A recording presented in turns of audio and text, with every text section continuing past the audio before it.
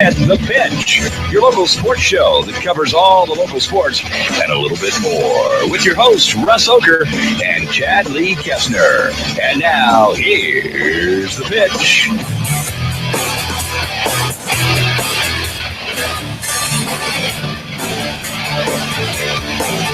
Well, good evening, everybody, and welcome to the Pitch Sports Show on KCOG Centerville, presented by your local Hy-Vee store. I'm Russ Ocker, along with me, as always, is the Hall of Famer, Chad Lee Koestner. So we're flying alone tonight, Chad. It's Josh Bryce from the on. Not here. I think Song Bryce tonight. We're under some terms with the House of Rocket production crew to extend his contract. He's holding out, really. He's under contract for the rest of the year, but I think he's wanting to renegotiate, and so he's on a holdout. I thought maybe he just retired. No. Called it quit. Called it quit after Peyton won the Super Bowl. Yeah. Now, Bryce is, I believe, at a Little League board meeting tonight, so we are sans Josh Bryce tonight. Chad Lee and I will thumb our way through this. Well, we'll muddle through. It won't be the same, but we'll see what we can do. Them guys and they're volunteering. What's wrong with them? Yeah. We've got a big show for you tonight, full of the usuals. Coach Krusich will be on a little bit earlier tonight. He's on at 6:15 tonight because our In the Box segment comes to us from Moravia High School tonight. Junior Quentin Castile will be here, but they had wrestling practice till about right now, so he'll be on about 6:40 tonight. Also, Coach Denny Whitlow will be on to talk about the Mohawk wrestlers. 6 wrestlers through for Moravia to the district meet, so he's got 6 kids on the precipice of a trip to the state tournament. While the Big Reds, just 1 wrestler through, Josh Morgan, who was on the show last week. Congratulations to him, 2nd place. Now he goes to districts this weekend in hopes of making it all the way to the state wrestling tournament. Anthony White, the Big Red head wrestling coach, will be here to talk about that. And Coach Matt Kovacevic will be on to talk about the Redettes. A couple of wins under their belt now, having a good, solid season. He'll be on at 7:30 or so tonight. Of course, we will have our call. We want to thank all of our fine sponsors who make the show possible each and every week, and we can't tell you how important it is. Thanks. It gives us an opportunity to come out and brag on our high school kids. The accolades they deserve, and it's Arcade Auto Body, Randy Ruffalo and the crew out there. Thomas Funeral Home, the Cadillac, won the Hall of Fame Challenge, I believe, this week, so we'll see if he is manly enough to come back out tonight. Title. Took Insurance, Chico Construction, Henry Ortman, MD, Henley Dental, The Preserve on Rathbun Lake, Northside Insurance, Flower Teak. It is Valentine's Day coming up this weekend, so you can call Amy and the crew at the Flower Teak. Jim Ireland Menswear, J&L Flooring, the Daily Iwegian, and Power Insurance for the Hall of Fame Challenge, and our presenting sponsor, Hy-Vee. So we thank all of our fine sponsors for being a part of the show. Well, let's talk about some of these deals right now at Hy-Vee. A lot of fuel saver opportunities here. Betty Crocker Helper, that is select varieties, 10 for $10, and you can get up to 10 cents on your fuel saver. So you save a penny per gallon with each item purchased there. Waffles, who doesn't love waffles? 3 for $5. With purchase of 3, save 5 cents per gallon with each item purchasing, get up to 15 cents a gallon. The Tide Laundry detergent, it's important. $17.97 on that, save 20 cents per gallon. Item purchased there. You've got Charmin bath tissue, $15.88. And we come down here and we got the 12-inch thin crust pizza for $7. Save 20 cents per gallon with item purchase. So there you go. You get a nice pizza for supper. 20 cents a gallon on your fuel saver. Those and many, many more specials out here at your Centerville Hy-Vee. We're going to grab a break. We'll come back in just a moment and get rolling on the Pitch Sports Show, presented by Hy-Vee. The Preserve on Rathbun Lake is Southern Iowa's premier 18-hole championship golf course, but they're a whole lot more than that. They also feature the area's only full-service pro shop. Stop in and check out the latest in golf equipment or see what they have for golf apparel. You can also get gift certificates or punch cards for rounds of golf. The Pro Shop at the Preserve on Rathbun Lake invites you to stop out today or give them a call at 724-1400. That's 724-1400. Henley Dental in Centerville offers a full range of dental services, from regular exams to dental cosmetics. Henley Dental can help with all of your dental needs. Call today at 856-4103. That's 856-4103. They offer Clear Correct and porcelain veneers to help make that smile look better. And Dr. Nick Henley would like to remind you of the importance of scheduling a regular exam. You should have your teeth examined and cleaned every 6 months. To schedule your exam today, call 856-4103. That's 856-4103. Dr. Nick Henley at Henley Dental, 203 West Washington in Centerville. There's no place like home, and there's no place like Northside Insurance to insure your home. We're your hometown insurance agency, which means we know you by name and will take time to understand your insurance needs. We can also help with your other insurance, such as auto, boat, farm, and business. Together with Allied Insurance, we'll design the insurance package that fits your needs. Call us today at 856-3333. Quote to claim, we take care of you. Northside Insurance. Hello, this is Billy Thomas of the Thomas Funeral Home. Have you considered the benefit of advanced funeral planning? You plan for your first car, your first home, your children's college, and your retirement. Planning makes sense.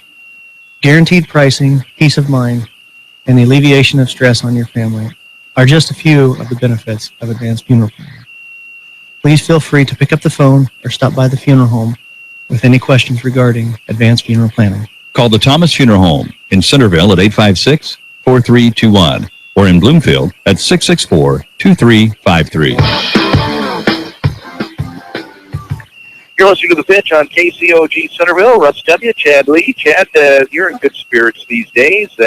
Your Broncos got you a Super Bowl title. Yeah, I've kind of been going on a little bit of a nice little run here. Starting, my Mets made it to the World Series. Yeah. Didn't quite finish the job, but if I had to lose somebody, at least it was the Royals, someone close and stuff. The Hawkeye football team, 12-0, and then kind of faltered there at the end. Well, they played well in the Big Ten championship, and then just come out flat there in Rose Bowl, but we don't need to talk about that. No, and game's over. that game's over, and my Hawkeye basketball team's doing well. They're currently bracketology has them as the number 1 seed, but we'll see how We got a ways to go. Yeah, we got ways to go, and and my Broncos won Sunday in the Super Bowl, so I mean, that's kind of the big one. I mean, that's the big one, right? I finally got a championship. So, all right, did you get a chance to see Cam Newton's post-game interview? I do not. I've heard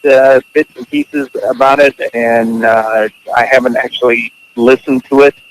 From what I understand, he was kind of a little bit of a crybaby and then just kind of got up and left. And then in the paper today, he came back out and said, yeah, I'm a sore loser, and show me a good loser, I'll show you a loser. So, Yeah, and I thought that was another poor judgment on his part. yeah, maybe so. You know, there's nothing wrong with being nobody wants to lose. There's nothing wrong with No, being, but you can be gracious. you can be gracious. Yeah, and as a leader of the team, there's things you have to do. If you want the accolades when it happens, and nobody loves to rub it in more than Cam Newton, right? So then when you lose, you need to come out and be a leader. And you don't have to sit there and act like you're having fun. No, but you can answer the questions, and what you do as the quarterback more than anything, typically, is you go out and you take responsibility. Whether it was your fault or not, as the leader of the team, you shoulder the most of the blame and say, I could have played better, as me and the team, and we could have played better. So I was, if he's going to, I guess especially there at the end of the ball game, when they were still in the ball game, he fumbled that ball, and it clearly looked like he had a chance to jump on it, and instead he stepped out of the way. Whether or not he knew the ball was there, I don't know. You can't be in someone's mind, but it looked like he clearly could have recovered his fumble. Well, he could have stuck his nose in there and at least tried. Right. And maybe I'm not saying that would have led them to a victory, but it would have gone a little ways to keep it in the ball game. Yeah. Yeah. So he's got some pretty good heat. At the end of the day, he's young. You hope he learns from it, but it doesn't sound like at this point that he has. So anyway, there's that. He's not the first quarterback ever to lose. No. And it's unfortunate. The thing about these guys is big reason that your contracts are what they are is because of the media. Right. And the fans. And the fans. Mm-hmm. And so you have an obligation. You have to go out there and you have to take 2 or 3 minutes and be, a gracious loser. At least don't act like a baby. And that's kind of what you get, If you want to go out and give a Bobby Knight type interview and engage in conflict with the media, if you want to say, that's a stupid question, obviously I'm upset, blah, blah, blah, blah, blah, that's fine. But don't sit there with your hood up and act like you're a big baby. I mean, you gotta get up and leave. Right. And I'm sure that's difficult. That's the most difficult thing in sports right there. Right. Besides possibly a career-ending injury, losing the Super Bowl is a major disappointment, but you got to go out and you got to take care of the business. You got to be a leader. So hopefully at some point. And I really think he's, as long as they keep that team somewhat intact, I think they have a very good chance of getting back maybe even as soon as next year. You never know. Healthy and stay intact. They're definitely a contender for years to come. I think he's proven himself as a solid franchise-type quarterback. Yeah. And maybe it wouldn't be so bad if he wasn't such he loves to rub it in. He wants the attention when he's doing well. So if you're going to do that, what I wish the media would do, and they won't, is now if he wins the Super Bowl, just we have no interest in giving you an open form to close. Right. No, we won't talk again, but they won't. They won't. No, they won't do that. But we shall take a break. When we come back, we will throw out the Ocker Realty first pitch. That's next on Hy-Vee's The Pitch. Jim Ireland Menswear on the south side of the Centerville Square has got you covered when it comes to men's dress. Whether it be business or casual, Jim Ireland Menswear can help. From jeans to slacks, from dress shirts to golf shirts, Jim Ireland Menswear on the south side of the Centerville Square can help you look your best. And if you've got a wedding in your future, call Jim Ireland Menswear or stop by to talk about tux rentals. Jim Ireland Menswear on the south side of the Centerville Square. This is Henry Ortman at the Annuity Shop in Centerville. Since the summer of 1987, I have been helping people with their IRA investments. I have many clients that contribute money into an IRA on a monthly basis, but I also have many retired clients that are receiving money on a monthly basis to help pay bills. That's called cash flow. Having an adequate amount of cash flow is very important. I give people monthly cash flow from their employees' retirement plans. We put the money into an IRA and then set up a systematic withdrawal plan that can be sent directly into your bank account. It's safe and convenient. I have many safe options for your retirement plan distribution from your employer. I'm Henry Ortman at the Annuity Shop in Centerville. I've been in business since 1987. They don't build cars like they used to, and they don't repair them like they used to either. Today's vehicles contain advanced, lightweight materials and safety features like crumple zones and airbags that help protect your family. Repairing them properly after a collision requires up-to-date training. RK Auto Body has it. We're among only 10% of shops to meet the industry's highest training standards as a gold-class business. When you pick a collision repair shop, make the smart choice for your family's safety. Choose gold-class trained repair professionals. Choose RK Auto Body. RK Auto Body is located at 21317 Highway J46 Centerville, or call them at 641-856-2500. Founded in 1864, the Daily Iowegian is one of the oldest businesses in Centerville. Keep up on local news, sports, and all community events by reading the Daily Iowegian. You'll also find them online at dailyiwegian.com. That's dailyiwegian.com, where you'll find the latest in local news and much more. Subscribe today by calling 856-6336. That's 856-6336. The Daily Iowegian, the newspaper that cares about Appanese County. You're listening to The Pitch on KCOG Centerville. Time for the Ocker Realty first pitch. Brought to you by Ocker Realty in Centerville. Call 437-0500. Russ Ocker Broker, that's me. We are an equal housing opportunity firm. All right, let's talk postseason basketball. It's hard to believe, but here we are. Girls 1A basketball tomorrow night, Moulton Udell at Moravia at 7 p.m. For the first round of tournament play. As for the boys, Moravia takes on Wayne at Seymour on Thursday the 18th at 6:30. Moulton Udell is at New Sharon to take on North Mahaska on Monday the 15th at 8 p.m. Now, the Centerville Big Reds will be talking to Coach Cruces in just a second. We know now that they will play Knoxville, which we strongly suspected. That'll be at 6:30 on Monday the 22nd at Sheraton before the Sheraton Clark game at 8 o'clock. Wrestling districts this weekend for the Class 1A. Moravia travels to I-35. Centerville travels to Knoxville. The Big Reds just one wrestler through, Josh Morgan, at a buck 38. Moravia has 6 wrestlers through. Coach Whittle will be on to talk about that, as will Coach Anthony White to talk Big Red Wrestling. And Quentin Castile, Moravia High School Junior, will be our In the Box segment coming up in just a little bit. That is the Ocker Realty first pitch. We are back with Coach Matt Krusich to talk Big Red basketball right after this. When it's time for new flooring in your home, be sure to check out J&L Flooring in Centerville. We are a family business where honesty and integrity come first. Whether you are looking for carpet, vinyl or hardwood, tile, laminate, or luxury vinyl planks, you are always assured to get top quality products at affordable prices. We feature the latest in flooring trends and financing is available. Give us a call today at 856-6331 to schedule an appointment. Ask about our new mobile showroom. For those with busy schedules, we bring the showroom to you. Chico Construction provides a complete line of excavating equipment for all your water, sewer, and building needs. Whether it be residential, commercial, or agricultural, Chico Construction can help. Serving Centerville and Southern Iowa for more than 40 years. Call Dave McCann at Chico Construction, 895-1980. That's Dave McCann at 895-1980. Chico Construction. For all your excavating needs, remember, McCann. Sales and Associates Cook Insurance in Centerville and Corridon is proud to be a part of the Pitch Sports Show. Give Sales and Associates a call today at 888-767-0239. That's 888-767-0239. Call them locally in Centerville at 856-3375. That's 856-3375. For all your insurance needs, call Sales and Associates Cook Insurance in Centerville and Corridon. Valentine's Day is this Sunday, February 14th, and the Flower Teak is ready to help you show some love. We have a large selection of fresh flowers and plants available. Whether she likes roses, carnations, or a mixture of flowers, our friendly staff is ready to assist you. Don't want flowers? We carry candy bouquets, green and blooming plants, candles, stuffed bears, and many other unique gift items. It's not too late to order for pickup or delivery, so call the Flower Teak at 437-4131 or stop in and see us on the east side of the Centerville Square.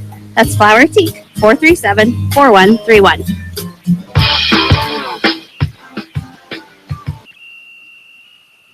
You're listening to The Pitch on KCOG Centerville, and it's time to talk to Matt Krusich, the Big Red basketball coach. Well, Coach, the Big Reds, I guess you'd call it a little bit of a skid here. It's been a little while since we've been on the right side of the scoreboard.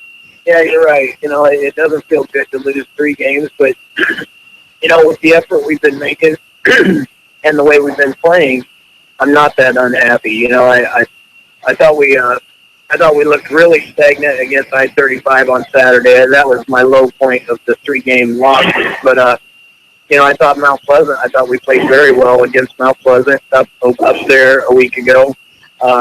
They're just flat out better. I mean, they're just a team that executes very well, plays great man-to-man defense, and makes you earn everything you're going to get. So I wasn't that disappointed coming away from there. But the I-35 game, I thought, was a low point again. I thought we looked a lot like we did against Knoxville earlier in the year. And but then I thought we bounced back last night. And even though we only scored 2 points in the first quarter and give up 13, I thought our guys did a super job coming back, staying focused, and, hammering away at Keokuk and getting right back into the game. And, we tied it with, late third quarter, early fourth. And, just the fact that they don't give up and they work hard, and we played with a lot of energy and survived the foul fest. We gave ourselves chances to win, and I just wish we could have got the lead and the ball, because that was the best zone defense we've seen all year. I give Keokuk total credit for playing really good zone defense. They trapped the corners anytime we tried to attack the baseline, and they made it very tough to penetrate the top of that zone. And one thing I give our guys a little bit of credit, I thought Brett did a nice job stepping up and hitting the perimeter shots, and Colton Maloma did a nice job attacking whenever they did play man-to-man. He did a nice job getting to the basket. And Hunter Talon had some really bright spots. Had 4 steals last night. Got loose on some transition baskets. And And Tate Felton, even though he didn't convert that many, I thought he was much more under control offensively. He'd been having a little turnover problem here lately, and we had talked about it, and I thought he was a lot more under control offensively. Like I said, he didn't convert that well, but at the same time, I thought he was a lot more under control and did a nice job getting defensive rebounds. And the bright spot of the game, I thought Logan Stickler came in and gave us some great minutes last night and did a really nice job seeing openings in the defense. And anytime they overplayed on our players that were attacking the defense, I thought Logan stepped up and got in the open areas to put himself in position to score. So, we've been talking a lot about our bench stepping up, and, I'm a little I wasn't convinced, they're so hot and cold about the way they play when they step up to the varsity level. But I'd watched Logan in the JV game, and he had scored 17 points in 2 quarters in the JV game. So I thought, hey, let's give him a shot. And, Grothy was struggling offensively just a little bit last night, and he had 2 early fouls, so I wanted to give Logan a shot. And I thought he stepped up and played very well. We'll go back to the Mount Pleasant game here quickly. You had a game plan, obviously, of slowing things down, trying to minimize their possessions. It seemed like the guys, for the most part, executed that very, very well. The margin of victory from the first time was dramatically less. In the second half, obviously at some point you got to kind of turn it on and start taking some chances, and that seemed like when they did kind of pull away from it a little bit. You're right. We did. I mean, we had to try, like you said, we had to press a little bit, and we had to come out and match up man to man. And their point guard, the Sartorius boy, I'm telling you, for a sophomore, he's got to be one of the top sophomores in the state. And Coach Runquist does a great job. That's the most disciplined team I've seen all year. And, it does us good to see teams like that because, we were trying to match that play. And for 3 quarters, I thought we really did. I thought we did very well against them. But at the same time, when they make a living doing it all year, they were just a little bit more seasoned at it. But, I give our kids credit because they've had to adapt to a lot of different styles this year. And, Mount Pleasant's one of those teams like the old Clark teams that they're never going to take a bad shot, and they're going to work hard to get what they want, and they play very stingy defense. And, I thought our kids adapted very well to that game. And then Keokuk last night, that they had lost to Mount Pleasant twice this year. And, I don't like seeing zone teams against us because we like to attack off the dribble a lot and off the pass. And, teams that can clinch in like that force you to make those outside shots. And I thought our guys did a nice job doing that. It's just a matter of, when it tapers off, you don't have a lot of options left. And, coming down the stretch last night, kind of the same story. But like I said, I wish we could have just gotten a 1-point lead and the ball, and then we could have spread them out a little bit and made them come out to guard us because anytime Keokuk did play us, man, I thought we were successful at getting to the basket. And, we still did okay against that zone, and I thought we did a nice job holding them to 49. But, when you only come up to 43, it's still in a losing effort. But I like our attitude and our effort a lot better in that game, the Mount Pleasant game, than I did I-35. I-35 had a dynamic point guard that could do just about anything he wanted to do. And the guys around him stepped up very well and knocked down, I think, 8 3-pointers on us. And, once we started extending on them, then the point we were at the mercy of their point guard, and their post player had a great game against us also. So, I felt like we were a step slow, and we could have controlled our effort a little bit better than we did. But when a team's hitting like that on all cylinders, it's pretty tough to beat them. It seemed like on Saturday night there just wasn't a whole lot of intensity there. I mean, I think it was number 3. We were late getting to him just all night in the corner. He was telling us the 3-pointers, and it seemed like a team that, they're a nice ball team, but I think if we played them 10 times, I think we would be on the plus side of more than they would be. Yeah, I do too. Because at the end of the day, they kind of took it to us. Yeah, they really did. And like I said, anytime a team that has a point guard that can kind of dominate the game the way they do, the white kid is going to be very tough. And right now I know he's getting a lot of looks from people. A lot of people are talking like he's going to go to Drake. And, one thing that really impressed me about him was he didn't really force anything. He just came down and dictated everything that happened. And, I'm glad he wasn't that motivated because I really think he's got it in him to, he averages 26 a game. So it's nice to think that we held him to 10, but at the same time, everyone else was making everything. So I was impressed with the fact that, when we see Derek Lang play and he's a dynamic point guard in the same fashion, he's going to get his point, where, I can't think of what his first name is, but Mr. White from I-35, I think he's a great team player. I thought he showed that, hey, I can distribute the ball and make a lot of good things happen without looking out for myself, and that impressed me about him. How much has it hurt not having Hargrave? I mean, depth-wise, we haven't been able to go too far on the bench anyway, and then Daniel was really one of your main guys coming off the bench. How much has that affected us? Well, I think he definitely could have helped us against I-35 because their post guy wasn't that big. And, Nate was in foul trouble, and Tate was having a hard time guarding him in there because they were hitting those corner threes. But at the same time, Daniel would have been able to block or affect a few more shots from their post. So I think he would have helped us in that game. But in the other games, I mean, it was pretty fast-paced as far as transition and things like that. And, I think last night the right guy for the job was Logan Stickler because the way he stepped up and played, I would have wanted to go with him anyway. But the Mount Pleasant game, it's give and take. But we really were able to keep our starting five in the game the whole time. So, it's touch and go. I mean, naturally we miss having the depth of having the option of having Daniel, and we want him to get well as quick as possible. But at the same time, the guys that have stepped up around him have done a great job. You've started to, Daniel saw some time. It's looking like Stickler's seeing a little more time. Now you're utilizing Taylor McGrann a little bit. Is the confidence there in those guys? Really, they haven't, when Taylor's come in, I haven't really seen him hurt you at all. To spell a guy a couple of minutes, are you more confident in them than maybe you were before the break? Yeah, I think so. I think one thing that's helped them a lot this year, excuse me, sorry about that, I have a cold, but one thing that's helped them a lot is the JV play. I think they've gotten a lot more consistent in the way they're approaching their games. And, like I said, Logan, for 2 quarters last night, scored 17 in the JV game. He was really dictating a lot of what happened good that was positive for our team. And Taylor has done a lot better job at attacking defenses and finding open guys and stepping up and hitting some open shots. And I just think when you do that for the whole year and you've played against varsity the whole year, I think it's got to help. And, and I know it's helped your son a lot too, because I'm watching Jackson turn it on in those freshman games. I think last night he went for 26 or 28. And, their confidence level is gaining so much just for the fact of they're seeing good competition every day.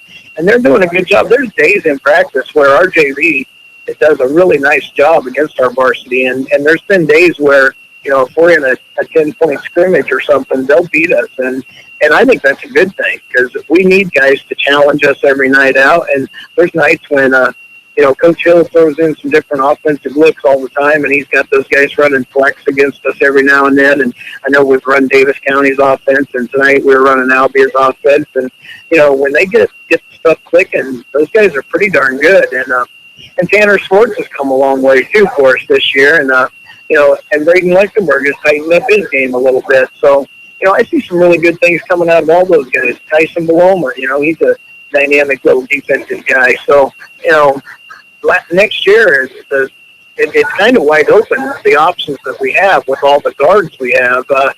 I would like to go back to up-tempo and extend our defense, but at the same time, our leading scorer is not that fast of a guy, and it's kind of like centering things around Larry Bird a little bit.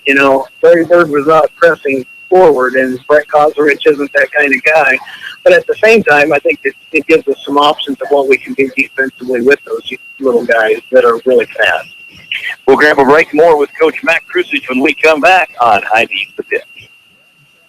The Preserve on Rathbun Lake is Southern Iowa's premier 18-hole championship golf course, but they're a whole lot more than that. They also feature the area's only full-service pro shop. Stop in and check out the latest in golf equipment or see what they have for golf apparel. You can also get gift certificates or punch cards for rounds of golf. The Pro Shop at the Preserve on Rathbun Lake invites you to stop out today or give them a call at 724-1400. That's 724-1400. Henley Dental in Centerville offers a full range of dental services, from regular exams to dental cosmetics. Henley Dental can help with all of your dental needs. Call today at 856-4103. That's 856-4103. They offer Clear Correct and porcelain veneers to help make that smile look better. And Dr. Nick Henley would like to remind you of the importance of scheduling a regular exam. You should have your teeth examined and cleaned every 6 months. To schedule your exam today, call 856-4103. That's 856-4103. Dr. Nick Henley at Henley Dental, 203 West Washington in Centerville. There's no place like home, and there's no place like Northside Insurance to insure your home. We're your hometown insurance agency, which means we know you by name and will take time to understand your insurance needs. We can also help with your other insurance, such as auto, boat, farm, and business. Together with Allied Insurance, we'll design the insurance package that fits your needs. Call us today at 856-3333. Quote to claim, we take care of you. Northside Insurance. Hello, this is Billy Thomas of the Thomas Funeral Home. Have you considered the benefit of advanced funeral planning? You plan for your first car, your first home, your children's college, and your retirement. Planning makes sense. Guaranteed pricing, peace of mind, and the alleviation of stress on your family are just a few of the benefits of advanced funeral planning. Please feel free to pick up the phone or stop by the funeral home with any questions regarding advanced funeral planning. Call the Thomas Funeral Home in Centerville at 856-4321 or in Bloomfield at 664-2353.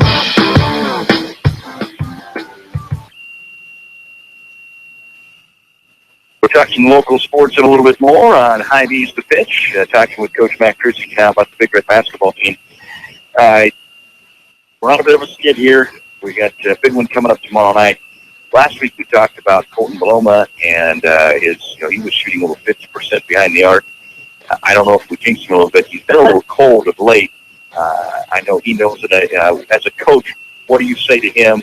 How do you handle a situation like, here's a kid that can flat shoot? Everybody, whether it be a hitter in baseball or a shooter in basketball, you're going to have slumps from time to time. So as a coach, what do you say to him to keep him motivated and keep his confidence up? Same thing you tell a hitter in baseball. You just keep playing the way you play, and just like I said last night, he had three good looks at the basket, driving off the pass, and I really don't feel like he's lost his touch in any way. I just feel like he's seen better defensive players. And, Mount Pleasant was really good at closing out shooters. And I thought last night Keokuk was very active out of that zone of closing out our shooters. That's why I think Brett took about half of our shots last night. And there's going to be nights when that has to happen, just for the fact of he's the only guy on our team that can create against quality defenses like we're seeing in the last few games.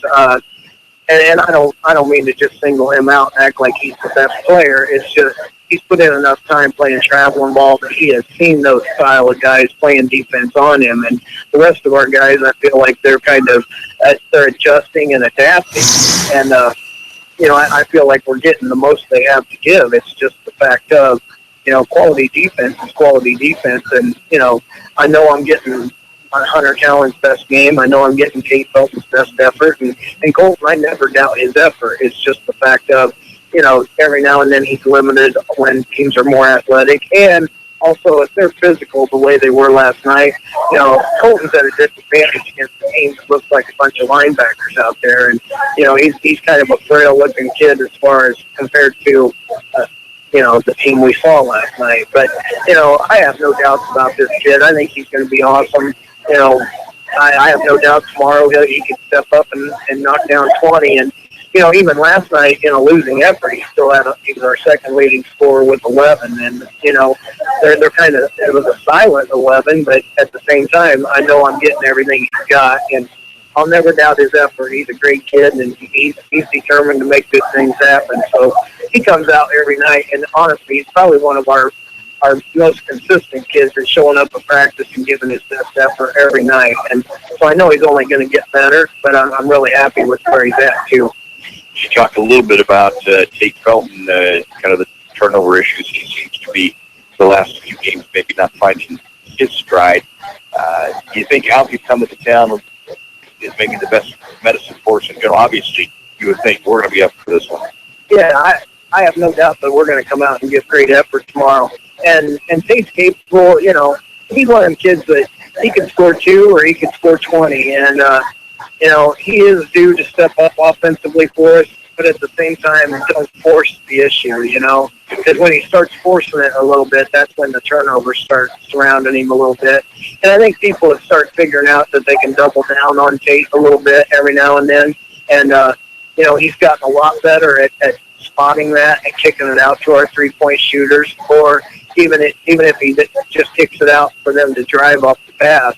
Either way, it's a good thing, but he's starting to figure out that when the double team's there, he can make a living by getting the assist or just distributing the ball. And, you know, he's a very smart kid, and you're always going to get his best effort. It's just, you know, you even know as well as I do, sometimes he's going to run over people, and, you know, he's going to draw 1 or 2 charges a game, and I don't consider that a bad thing because he's definitely sending a message that, you know what, I'm going to run over you, and it's going to hurt. So, you know, you got to think twice about stepping up on him a little bit. But, you know, as a senior and a kid that's given me 4 great years, I truly think that the best of Tate's yet to come, and you know I'm believing that he is going to step up tomorrow night and next week against Pella and Fairfield. So, and he's also going to have to play quality defense because my word, you know, when we're playing Pella next week and Fairfield, who has a great front court, Tate and Mace definitely have their work cut out for him.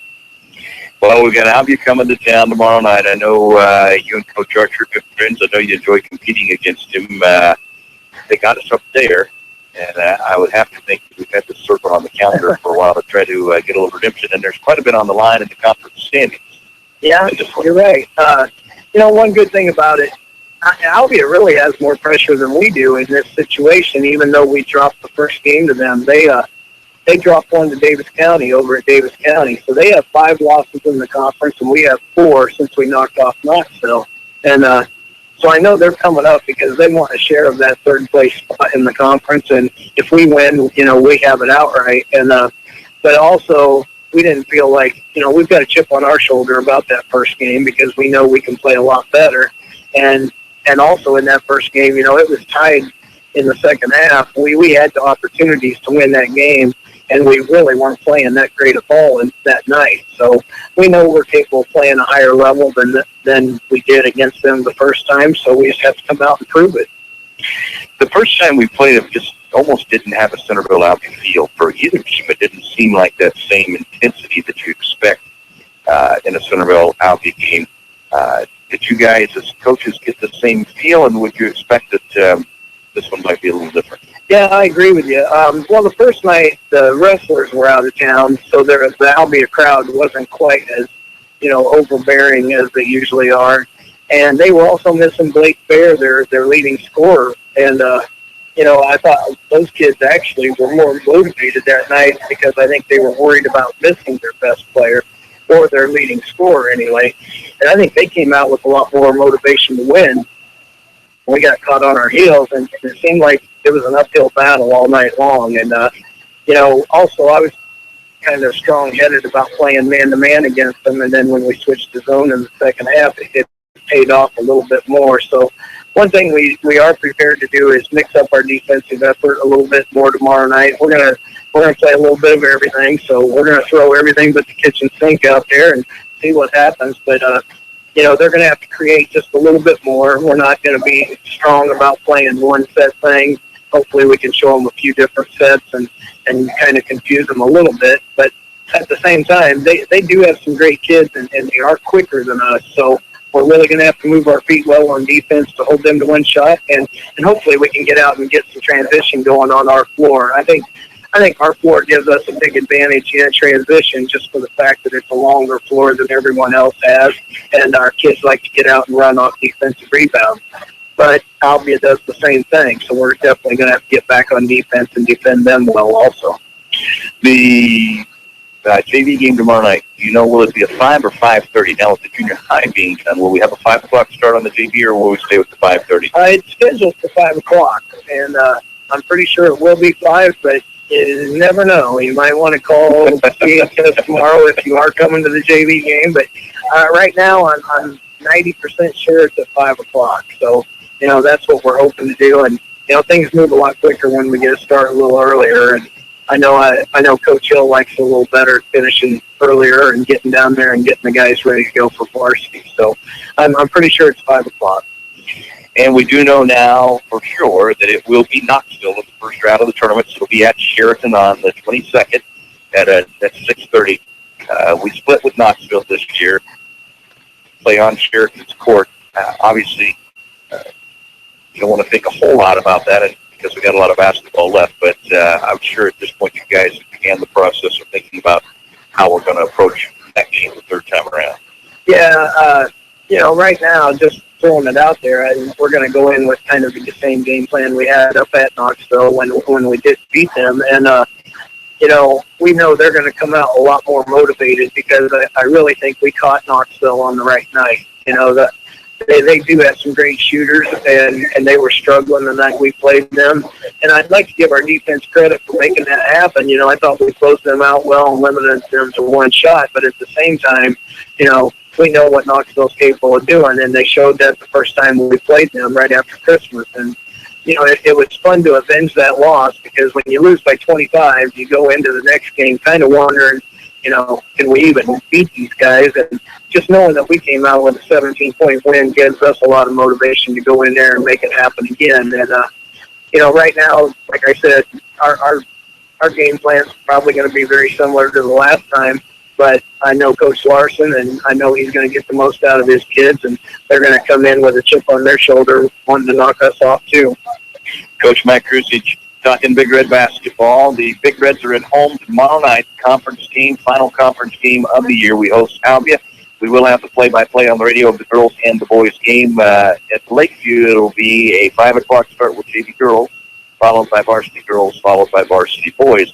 Over at the junior high, it will be JV boys, folled by freshman boys. I don't believe there is a freshman girls game. I think the freshman girls are the freshman girls are that. So it'll be just 2 games over at the junior high. Well, Coach, good luck tomorrow night. We'll look forward to visiting with you again next week. You bet. Thank you very much. This is The Pitch on KCOG Centerville. We're going to shift gears to talk wrestling right after this on Hy-Vee The Pitch. Jim Ireland Menswear on the south side of the Centerville Square has got you covered when it comes to men's dress. Whether it be business or casual, Jim Ireland Menswear can help. From jeans to slacks, from dress shirts to golf shirts, Jim Ireland Menswear on the south side of the Centerville Square can help you look your best. And if you've got a wedding in your future, call Jim Ireland Menswear or stop by to talk about tux rentals. Jim Ireland Menswear on the south side of the Centerville Square. This is Henry Ortman at the Annuity Shop in Centerville. Since the summer of 1987, I have been helping people with their IRA investments. I have many clients that contribute money into an IRA on a monthly basis, but I also have many retired clients that are receiving money on a monthly basis to help pay bills. That's called cash flow. Having an adequate amount of cash flow is very important. I give people monthly cash flow from their employees' retirement plans. We put the money into an IRA and then set up a systematic withdrawal plan that can be sent directly into your bank account. It's safe and convenient. I have many safe options for your retirement plan distribution from your employer. I'm Henry Ortman at the Annuity Shop in Centerville. I've been in business since 1987. They don't build cars like they used to, and they don't repair them like they used to either. Today's vehicles contain advanced, lightweight materials and safety features like crumple zones and airbags that help protect your family. Repairing them properly after a collision requires up-to-date training. RK Auto Body has it. We're among only 10% of shops to meet the industry's highest training standards as a gold class business. When you pick a collision repair shop, make the smart choice for your family's safety. Choose gold class trained repair professionals. Choose RK Auto Body. RK Auto Body is located at 21317 Highway J46 Centerville, or call them at 641-856-2500. Founded in 1864, the Daily Iowegian is one of the oldest businesses in Centerville. Keep up on local news, sports, and all community events by reading the Daily Iowegian. You'll also find them online at dailyiwegian.com. That's dailyiwegian.com, where you'll find the latest in local news and much more. Subscribe today by calling 856-6336. That's 856-6336. The Daily Iwegian, the newspaper that cares about Appalachia County. You're listening to The Pitch on KCOG Centerville. Time now for our In the Box segment, brought to you by Northside Insurance in Centerville. Call Amy Gonerman and the crew at Northside Insurance in Centerville. We're joined tonight by Moravia Junior Quentin Castillo. Quentin is a sectional champion in wrestling, going to be heading to the district meet this weekend. We're going to talk plenty about that. But first, Quentin, thanks for joining us. Tell me a little bit about yourself. Well, I'm a small town Centerville kid. Always grew up here. My family. Then my family, we decided to move to Moravia my 8th grade year, and I've been going there ever since. Okay.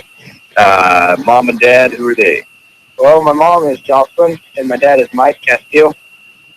And then my brother and sister are Keaton and Kalen. Okay. Well, for those that don't know, and I may ask you a few questions that I know the answer to, and you might think, why did they ask me that? That guy knows. Tell me a bit about your brother and sister. Are they younger? Are they older? Well, they're both younger. I'm the oldest out of 3. Keaton, he's involved. We're all involved. Keaton, he's my little follower. He likes to go anywhere and everywhere I go. Okay.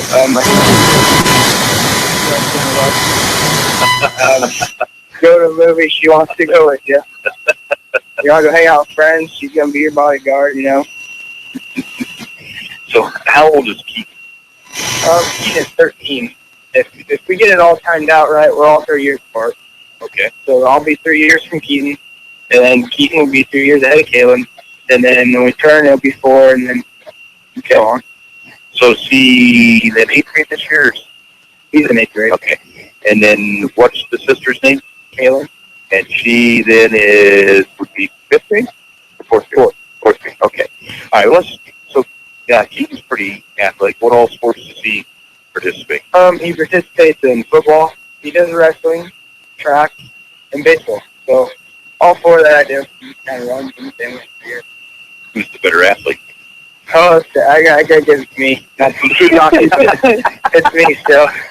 Now, is he? Do you guys ever tussle much, or does he know it's probably not a good idea to be his big brother? We both get pretty hectic, fighting over something. Fishing poles, pillows. It's hectic. Okay. Anything is a competition between them. He likes to challenge sometimes, but then sometimes he realizes, hey, he still got it. So he gives it up. So. And little sister, is she athletic? Does she play any sports? Yeah, she was a little wrestler for Moravia. Okay. We tried to get her out of it because she's getting to that age where girls aren't really seen for wrestling. So we moved her to basketball, and she's doing that, and then so she's in there now. Okay. Other than wrestling, what other sports do you participate in? I'm active in football, and then I also do track and baseball. Okay. What would you say is your favorite sport? My favorite sport is definitely football. Okay. Now, you've got a fish hook on your hat. You talk about fighting over fishing poles. So when you're not doing sports, which I guess fishing would be a sport, what other things? Fishing, hunting? Are you into all the outdoor stuff? We're into all the outdoor stuff. I'm not really a big trapper guy, I guess. But, no, we go fishing all winter, summertime, fall. We got time we're going. And then we also go hunting for, deer, quail, pheasants, squirrels, rabbits. If it moves, it's definitely going to be seen. If it moves, it better watch it. We have competitions, so you can see what. What about the future? Now you're more than halfway through your junior year. Have you thought about what you're going to do after you leave Mohawk Country? Every kid kind of wants to go to college. So we were thinking about college and recruits, and you're just kind of thinking all about that stuff. I'm thinking about going into a veterinarian field. I've wanted to become a vet just because animals are always around me. And I take classes now, which are offered in our high school for college credit. Okay. So I have zoology, which is through William Penn College, and I get 3 credits from that. And it costs $30, and then the semester before it costs 40 for 4 credits. So therefore, I'm getting a heck of a deal right there, and I just get to stay in my high school. Absolutely. I bet your parents like that idea. Yeah, they did. They don't give that college away. Not till Bernie gets in there anyway. That'll be pretty right. All right, we're talking to Quentin Castile. He's a junior at Hy-Vee High School, and right now he is getting ready to go compete at the district meet this weekend. So you won the sectional. So here you are, you and 3 other guys at your weight class, which is 220. 2 of those guys are going to state. So talk to me about this week for you. Are you nervous? Are you excited? Or are you sitting here going, Saturday can't get here soon enough? Well, I mean, there's a point where you don't want to get cocky, and I mean, you want to be confident in yourself, like every athlete does. Because I mean, if you tell yourself that, hey, I don't have a chance, then you might as well just not even show up. But no, I'm pretty confident going in. I mean, there's nerves. I've talked to one of my helpful coaches, Richard Ewing. He helps me out a lot. I talked to him about my nerves and like what he did at high school, because he went to state and competed at the top level. And I just wanted to know what it was like and how he relaxed himself and like what I can do. I mean, nerves get to me, so I'm still trying to keep on the down low. I probably won't show them, but they're in there. I'm nervous. What do you know about the kids from the other sectional? Obviously, the young man who got second in our section will be going along as well. You've already defeated him. What do you know about the kids on the other side? Well, the kids on the other side, I know the kid that finished first, I faced him at Guthrie Center, and I beat him 5-3, and he was ranked 9th. And then the other kid, I don't really know. But did you check? We checked the score, how they did at sectionals? No, I never really got into that. I just don't want that to get to me, I guess. I don't like to do that. Okay. Now, you have a rare situation where you're actually giving up quite a few pounds to guys, so you're able to eat, I guess, when you want to eat, right? So you don't have that to deal with. But it's got to be a little bit difficult. Some of these kids might have 15 pounds on you. I mean, I'm always on full feed, I guess. I can rub it into the rest of the face, say that I can eat and you can't. But, no, that's definitely a disadvantage that I have, and I just got to work with it. But one thing that I use is like my speed against them, and I won't go under them, but I'll go to your outside. But I definitely use speed as my advantage. Talk to me about how nice it is to have 5 other of your teammates going with you. It's got to be a good feeling that many guys got through. It's got to keep the intensity up in the wrestle room. So talk to me a little bit about the importance of the team at this level when it's really individual, but you got some other guys fighting the same fight. Well, I mean, compared to last year, we only had 3 go, so it was just us 3, and we were kind of hung out to dry. No one to work with, really, kind of. So this year, definitely, the wrestling room gets heated. Everyone fights, and you get good competition going on. I mean, it's definitely helpful, because now you're not there all alone, so you definitely have a team to work out with and talk about and set your goals high. Go for it. What about other school activities? Any other school activities that you're involved with other than sports, or is there time for that? Well, in the mornings, before school even starts, I shut the school at like 7:15. On Tuesdays and Thursdays, I'll have early bird PE, and occasionally on a Friday. And then on the opposite days, at the same time, I'll show up for show choir. Then I'm also doing this musical that we did called The Godspell. I'm active in that, learning the script and songs and stuff like that. So you can sing a little bit? Oh, maybe. I'm not going to ask you to sing. I wouldn't do that. he will learn about it, though. All right. What's the biggest fish you ever got? Well, last year I was fishing a pond, probably a 7.5 pounder. A bass? Large amount. Yeah. Outstanding. Is it pounded or what? Well, I put him in the freezer. Okay. Looking for a taxidermist right now. Okay. All right. Quentin Castile is a junior at Moravia High School, and he'll be competing this Saturday up in I-35 for his chance to go to the state tournament at the Well. And it's time now putting for your. Well, before we get to your 5 fast questions, what about prom? Now that's going to be coming up. Are you planning to go to prom? I'm planning on it. Got you a date yet? Well, that's a work in progress. Okay. All right. There's some fish in the sea, you know. But no, the girlfriend definitely has her down, that's for sure. Okay. But she'll be going on a rodeo. I've asked around, looked around, scouted it out. We're getting there. Yeah. All right, it's time now for your 5 fast questions. Dream vehicle. If you could have any vehicle, money's no object. Mom, Dad, come home and say, Clinton, you're a super kid. We're going to buy you whatever you want. What are you going to get? Here, I gotta go with the truck. I'm gonna go with the Cummins. Are you shocked that you went? No, I am not. I haven't got it.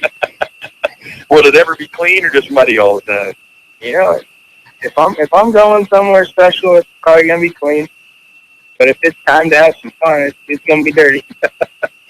What's your favorite food? My favorite food would have to be fish or deer. And those are kind of a toss-up. I mean, they're always good to have once in a while. Okay. Have them both, a little surf and turf. There you go. Pet peeve. What really ticks off Clinton Castillo? When people hit me in the head. That or people that, I don't know. Tough one. What is your middle name? Michael. That is my dad's first name. I carried that from my dad. Okay. And finally, easier parent to deal with. If you really want to get your way on something, you going to talk to mom or you going to talk to dad? Well, I'd definitely go with my dad. Mom's a little, she likes to scout things out. Dad will just give you a straight answer, I think. So, but it definitely depends on what mood. If Dad's in a bad one, you might want to try Mom's luck. But other than that, Dad's got it. Quentin, thanks for coming out. Good luck this weekend. We'll all be pulling for you, and hopefully you're able to get through and make it to the state. We've got a pre-6-inch sub compliment to Subway in Centerville for coming out tonight. Thanks so much. Hey, this is The Pitch on KCOG Centerville. Coming up next, we'll talk to Kenny Whitlow about all of his Mohawk wrestlers. That's next on Hy-Vee. When it's time for new flooring in your home, be sure to check out J&L Flooring in Centerville. We are a family business where honesty and integrity come first. Whether you are looking for carpet, vinyl, or hardwood, tile, laminate, or luxury vinyl planks, you are always assured to get top quality products at affordable prices. We feature the latest in flooring trends and financing is available. Give us a call today at 856-6331 to schedule an appointment. Ask about our new mobile showroom. For those with busy schedules, we bring the showroom to you. Pico Construction provides a complete line of excavating equipment for all your water, sewer, and building needs. Whether it be residential, commercial, or agricultural, Pico Construction can help. Serving Centerville and Southern Iowa for more than 40 years. Call Dave McCann at Pico Construction, 895-1980. That's Dave McCann at 895-1980. Pico Construction. For all your excavating needs, remember, We can. Sells and Associates Cook Insurance in Centerville and Corridon is proud to be a part of the Pitchfork Show. Give Sells and Associates a call today at 888-767-0239. That's 888-767-0239. Call them locally in Centerville at 856-3375. That's 856-3375. For all your insurance needs, call Sells and Associates Cook Insurance in Centerville and Corridon. Valentine's Day is this Sunday, February 14th, and the Flower Peak is ready to help you show some love. We have a large selection of fresh flowers and plants available. Whether she likes roses, carnations, or a mixture of flowers, our friendly staff is ready to assist you. Don't want flowers? We carry candy bouquets, green and blooming plants, candles, stuffed bears, and many other unique gift items. It's not too late to order for pickup or delivery, so call the Flower Peak at 437-4131 or stop in and see us on the east side of the Centerville Square. That's Flower Peak, 437-4131. You're listening to The Pitch on KCOG Centerville, and it's time to talk more wrestling here with Coach Kenny Whitlow of the Moravian Mohawks. Coach, obviously, as a head coach, boy, you sure like to see everybody get through, but 6 out of 9, that ain't a bad set. No, it's a pretty good percentage, you know, whenever you can get that many kids through. And we had a chance, 120-pounder Casey Clark, he had a chance to wrestle back, and he had a really solid kid. The kid had been ranked most of the season and just fell out in the last rankings. That's who we had, so we knew the rest back would be tough for him, but he's only a freshman. And Logan Mitchell, junior, from another Seymour wrestler we have that comes over. He had a chance. He was made to the semifinals and got in on a good shot on his opponent from Mount Air. And as he's taking on the mat, the kid rolled him through and pinned him, but he was in that match as well. So, we had a chance to possibly get up to 8. Cole Ballinger, he's a freshman for us. He was the only one that lost first round that we had, but he was wrestling a pretty solid kid. And he's a freshman, wrestle 170 pounds. That's a tough weight to be wrestling whenever you're that young. And Cole hasn't been wrestling for a whole lot of years. So, he'll come back, and he's improved a lot. So, we're excited about what we got coming back even next year. As a football and a wrestling coach, how much do you like to see a kid like Castillo, one of your big linemen, wrestling? Because I always hear that it's nothing better for an offensive lineman than to be a wrestler. I really think it helps you a lot. And we've seen kids that, that have wrestled for us, and they seem to usually be our best linemen and things like that. And usually our best defensive players. I truly believe that.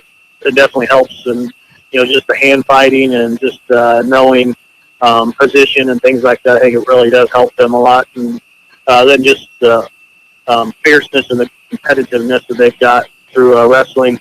I'll joke with the basketball players sometimes with, if you get slapped on the wrist, you're saying that's a foul. The wrestler's going to grab it and try to rip it off. So it's just that whole mentality with football that you're going to get in there and get punched in the face. You better be ready to go.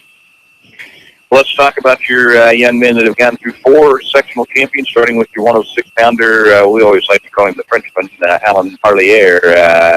Sounds like he had a pretty good Saturday. Yeah, Alan wrestled really well. He got the first seed.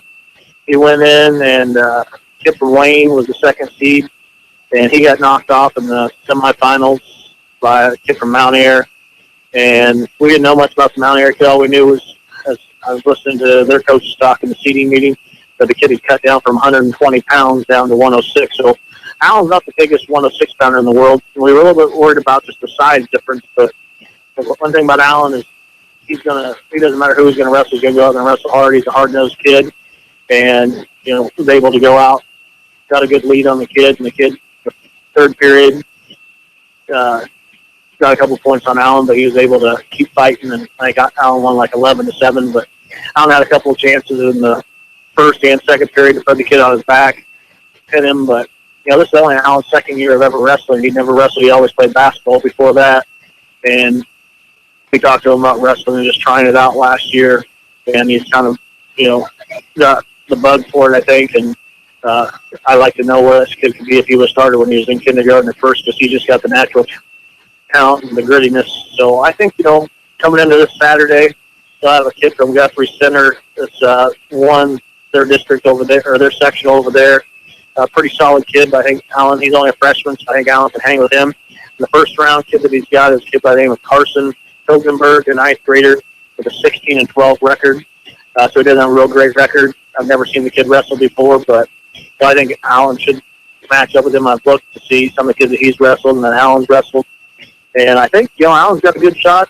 But again, he's only been wrestling for 2 years. His mat awareness isn't great yet, so you can always get caught. But as gritty as Alan is, I think, he can definitely pull it off and make it. 126, Nick Martin got first the other day. He was seated second.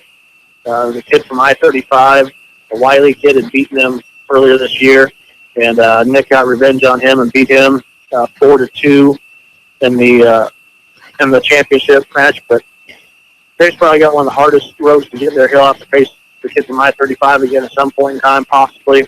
A kid by the name of Brock Beeler from Guthrie Center. He's a senior. He's 39-11.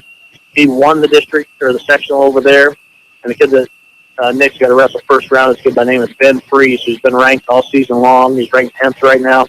And the Beeler kid actually upset him at their sectionals, and Freeze is 40-5. Now, one of his losses, Freeze's losses, is to Nick. Nick pinned him earlier this year. Then when we went to the Guthrie Center tournament, Freeze came back and beat Nick 7-2. The kid caught Nick in 2 cradles and kind of got up on him, and Nick had to battle back, and he just kind of ran out of time. But so Nick's going to have a tough, challenge to get back to state. But Nick's one of those kids, he's a gamer. Whenever it's on the line, I'll take my chances with Nick on that. But he'll definitely have to really wrestle at his best on Saturday. 132, Briar Cochran. Breyer pretty much walked through his sectionals. He didn't have any kids that were real tough there. The best kid that he probably should have had at sectionals, I guess the week before, chipped the bone in his arm and couldn't wrestle. He was from East Union, so he didn't wrestle. So Breyer walked through sectionals pretty easy. Now this week, the number one kid from the other side is named Ty Joint from West Central Valley. Breyer's already beat him twice this year. The first time I pinned him in the first period. We saw him at Guthrie Center as well. And Breyer beat him 6-3. Breyer pretty well controlled the match. Breyer was putting the legs and things in and didn't get really rack up the points like we'd like to see him do. But so Breyer should be able to do pretty well there. The kid that's wrestled first round is named Noah Kirtley. He's a freshman with a 21-18 record. So as long as Breyer, doesn't do anything silly, he should be able to walk through and punch his ticket to his fourth state tournament. At 145, Dallas Price. Dallas was a number one seed, and he got knocked off in the finals by a kid from I-35. This kid that Dallas had beaten a few weeks ago, 7-4, and this kid came back and he was ready to wrestle. I think Dallas never won a tournament before. I think he just kind of walked into that finals match. He seemed really tense and nervous, and usually Dallas isn't like that. I think he kind of woke up. He's been practicing a lot better this week than what he had been. He's been dealing with a little bit of a shoulder injury, and he seems like it's not bothering him as much this week. So, he's going to go in as the second seed.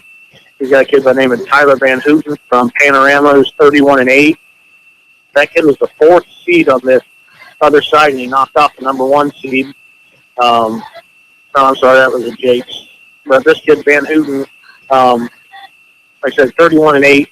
And he's wrestled some kids that Dallas has wrestled. They've been close. So I think, if Dallas wrestles the way he can, he's right in there as well.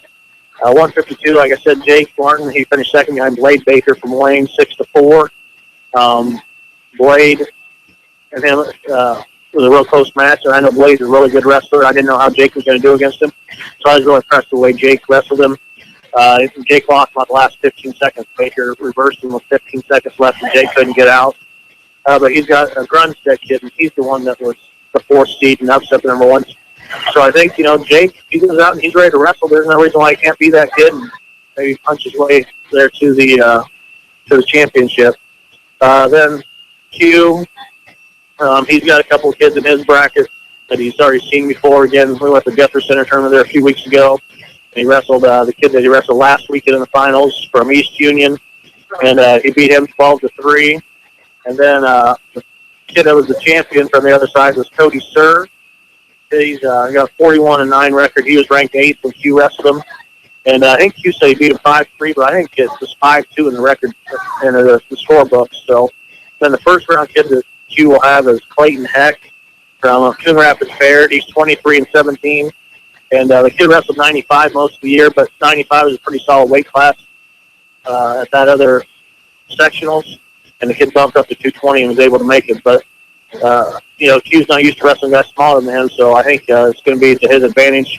But like Q said, he uses his size to his advantage just because Q's a lot quicker than a lot of the 220-pounders he sees. And then you're not going to find a kid that works any harder than Q. And getting those big kids, he'll get in their face and wear them down by the third period. Even if it's close, if Q's down by a point or two, he's going to be able to come back and beat a lot of those guys just because of how hard he works. But, we have a chance really to send all six through. 3 or 4 of them I think have a really good chance, and the other ones are going to be in a kind of a dogfight, but definitely have a chance. So, like I said, sending 6 out of 9 to districts, we're just happy about that. That's the most that Moravia sent since 1992, and we're feeding off of that. What's the most that Moravia sent to state in 1 year? Jamie, my assistant coach Jamie Cochran said that his senior year they sent 5, so that's the most they ever sent. So if we could send all these kids, it'd be a record for us, and that'd be pretty exciting for our program. Coach Jenny Whitlow talking Mohawk wrestling. The wrestling will start at noon on Saturday at I-35, right? Yes, that's correct. All right. Well, Coach, good luck to you up there, and we wish you all the best. Hopefully we're hearing about the 6 Mohawks moving on up to the well. That'd be great. We do a lot of work for us coaches, but, we're willing to accept that, and that'd just be a dream. It wasn't too long ago when I first took over this program. The superintendent at Moravia had proposed, because we didn't have a lot of kids out, of closing the program and sending us to Albia. And, we worked hard to build this program. Jamie did with his little kids. ended up moving up with Ryer and stuff, and myself with the high school, and try to see where it went from there, 7-8 years ago to now. It's pretty exciting things over in Moravia with the wrestling program. Well, how's your junior high looking numbers-wise? We had 9 kids this year out for junior high. Rob Campbell's his first year as a junior high coach, and he's an awesome guy and really works well with the kids, and he's got a strong foundation to come up into the high school next year. All right, Coach. Thanks so much for stopping out. Good luck to you and the Mohawk wrestlers this weekend. Thanks, Des. This is the pitch on KCOG Centerville. The Preserve on Rathbun Lake is Southern Iowa's premier 18-hole championship golf course, but they're a whole lot more than that. They also feature the area's only full-service pro shop. Stop in and check out the latest in golf equipment or see what they have for golf apparel. You can also get gift certificates or punch cards for rounds of golf. The Pro Shop at the Preserve on Rathbun Lake invites you to stop out today or give them a call at 724-1400. That's 724-1400. Henley Dental in Centerville offers a full range of dental services, from regular exams to dental cosmetics. Henley Dental can help with all of your dental needs. Call today at 856-4103. That's 856-4103. They offer Clear Correct and porcelain veneers to help make that smile look better. And Dr. Nick Henley would like to remind you of the importance of scheduling a regular exam. You should have your teeth examined and cleaned every 6 months. To schedule your exam today, call 856-4103. That's 856-4103. Dr. Nick Henley at Henley Dental, 203 West Washington in Centerville. There's no place like home, and there's no place like Northside Insurance to insure your home. We're your hometown insurance agency, which means we know you by name and will take time to understand your insurance needs. We can also help with your other insurance, such as auto, boat, farm, and business. Together with Allied Insurance, we'll design the insurance package that fits your needs. Call us today at 856-3333. Quote to claim, we take care of you. Northside Insurance. Hello, this is Billy Thomas of the Thomas Funeral Home. Have you considered the benefit of advanced funeral planning? You plan for your first car, your first home, your children's college, and your retirement. Planning makes sense. Guaranteed pricing, peace of mind, and the alleviation of stress on your family are just a few of the benefits of advanced funeral planning. Please feel free to pick up the phone or stop by the funeral home with any questions regarding advanced funeral planning. Call the Thomas Funeral Home in Centerville at 856-4321 or in Bloomfield at 664-2353. This is the pitch on KCOG Centerville, presented by your local Hy-Vee store. Let's talk about that. Great deals out here at Hy-Vee. Hy-Vee cream cheese, iced red velvet cake, bakery fresh, double layer, 7 inches, $14.99. You can get 25 cents per gallon. You always send a kitty reading that thing. Yum, yum. I hate to read that around these wrestlers. They'll shake them. Strawberry tray with dip, 10-inch, $12.99. Get 15 cents on your fuel saver. Hy-Vee Choice Reserve Bacon Wrapped Beef Sirloin Filet, 8-ounce, 2 for $11. With purchase of 2, save 10 cents per gallon on your fuel saver. Dunkin' Donuts or Folgers K-Cups or Dunkin' Donuts coffee, 11 or 12 ounce, $6.99, save 10 cents per gallon for each item purchased. And finally, you got to keep everything clean. Tide laundry detergent, select varieties, $17.97, 20 cents per gallon with each item purchased on your fuel saver. So get on out here to Hy-Vee. Take advantage of these great deals. And a big thank you, as always, to Cole Durrett, Josh Bryce, and everybody out here at Hy-Vee for being a presenter of the Pitch Sports Show and giving us an opportunity to come out each week. And I guess, for lack of better terms, just brag on our young athletes. We're very proud of them. And, of course, right now we're talking a lot of wrestling. So when we come back, we will visit with Coach Anthony White and Josh Morgan when we come back on Hy-Vee's The Pitch. Jim Ireland Menswear on the south side of the Centerville Square has got you covered when it comes to men's dress. Whether it be business or casual, Jim Ireland Menswear can help. From jeans to slacks, from dress shirts to golf shirts, Jim Ireland Menswear on the south side of the Centerville Square can help you look your best. And if you've got a wedding in your future, call Jim Ireland Menswear or stop by to talk about tux rentals. Jim Ireland Menswear on the south side of the Centerville Square. This is Henry Ortman at the Annuity Shop in Centerville. Since the summer of 1987, I have been helping people with their IRA investments. I have many clients that contribute money into an IRA on a monthly basis. but I also have many retired clients that are receiving money on a monthly basis to help pay bills. That's called cash flow. Having an adequate amount of cash flow is very important. I give people monthly cash flow from their employees' retirement plans. We put the money into an IRA and then set up a systematic withdrawal plan that can be sent directly into your bank account. It's safe and convenient. I have many safe options for your retirement plan distribution from your employer. I'm Henry Ortman at the Annuity Shop in Centerville. I've been in business since 1987. They don't build cars like they used to, and they don't repair them like they used to either. Today's vehicles contain advanced, lightweight materials and safety features like crumple zones and airbags that help protect your family. Repairing them properly after a collision requires up-to-date training. RK Auto Body has it. We're among only 10% of shops to meet the industry's highest training standards as a gold-class business. When you pick a collision repair shop, make the smart choice for your family safety. Choose gold-class trained repair professionals. Choose RK Auto Body. RK Auto Body is located at 21317 Highway J46 Centerville, or call them at 641-856-2500. Founded in 1864, the Daily Iowegian is one of the oldest businesses in Centerville. Keep up on local news, sports, and all community events by reading the Daily Iowegian. You'll also find them online at dailyiowegian.com. That's dailyiowegian.com, where you'll find the latest in local news and much more. Subscribe today by calling 856-6336. That's 856-6336. The Daily Iowegian, the newspaper that cares about Appalachia County. You're listening to The Pitch on KCOG Centerville, and well, we're more than a sports show, Chad. Sometimes we give good relationship advice, so we're trying to help you, young Mr. Morgan, out here on a few things, but I don't know if we let him. I don't know if we helped or sure. Yeah, I'm sure we did. All right, we're going to talk a little. We're pretty good about that too. Yeah, I'm confused myself all the time. Everybody else might as well be. Coach Anthony White, you got one young man through here, Josh Morgan. I know it wasn't the Saturday you hoped for, but you move on with what's left, and you do your best for this young man, try to get him state.